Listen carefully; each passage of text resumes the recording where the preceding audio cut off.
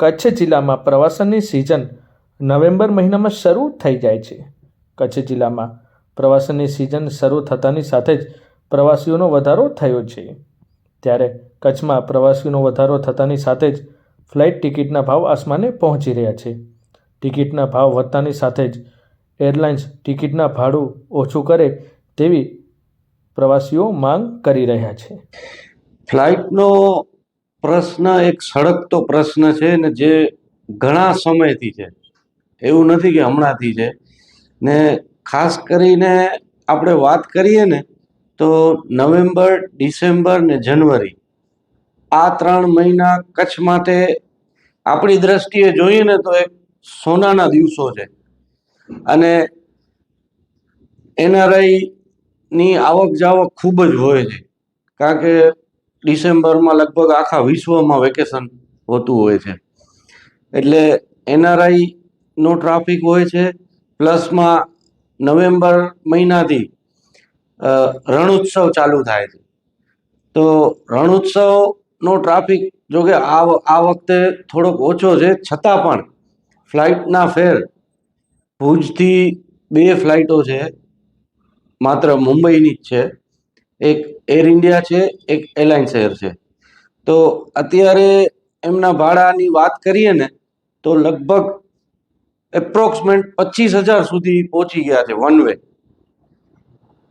હવે 25,000 ભાડું એક મધ્યમ વર્ગીય કે જેમને કોઈ મેડિકલ ઇમરજન્સી આવે તો એ શું કરે? તો એની કોઈ અત્યારે વ્યવસ્થા થઈ નથી. મન ફાવે એમ ભાડા એરલાઇન્સ લે છે. ભુજથી અમદાવાદ જે 2,500, 3,500 ની આસપાસ રહેતા, એ પણ અત્યારે 6,000, 6,500, 7,000 રૂપિયા સુધી પહોંચી ગયા છે. એટલે મધ્યમ વર્ગીયને જો ઇમરજન્સી આવે કોઈ પણ પ્રકારની, તો એમના પાસે કોઈ ઓપ્શન નથી. ને વાત કરીએ ડિસેમ્બર મહિના અને વેકેશનની, તો અમદાવાદથી પણ જે મુંબઈ અમદાવાદ, દિલ્હી અમદાવાદ જે 3,500, 4,000, 4,500 ભાડા રહેતા, એ પણ અત્યારે 6,000, 7,000 રૂપિયા આ સમયમાં ભાડા થઈ ગયા છે. પૂર્વ કચ્છમાં અને પશ્ચિમ કચ્છમાં હાલ 4 જેટલી વિમાની સેવાઓ કાર્યરત છે.